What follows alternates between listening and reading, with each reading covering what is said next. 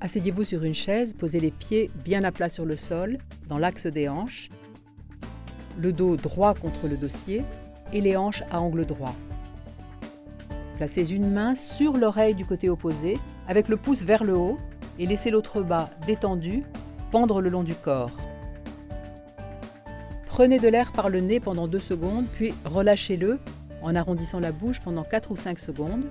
Et en même temps, comme si vous alliez retirer votre cape, déplacez la main qui est sur l'oreille vers l'arrière et légèrement vers le haut, en la tournant de sorte que le pouce regarde vers le bas.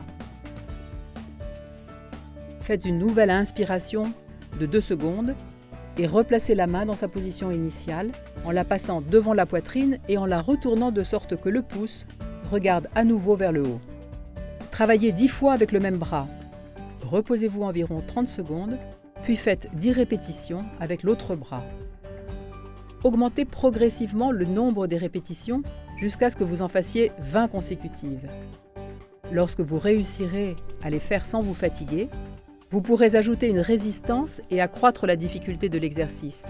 Vous pouvez utiliser une bande élastique en la passant derrière l'épaule et en la tenant à 2 mains afin d'opposer une résistance au mouvement.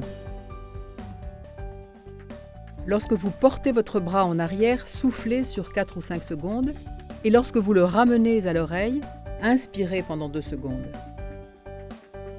N'oubliez pas que vous devez faire l'effort au moment où vous expirez et jamais au moment où vous inspirez, car cela augmenterait votre fatigue.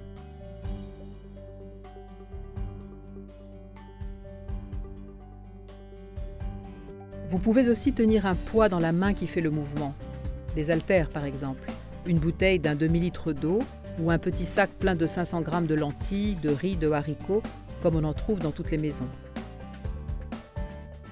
Commencez par 500 g et si vous le supportez, vous pouvez rajouter du poids progressivement.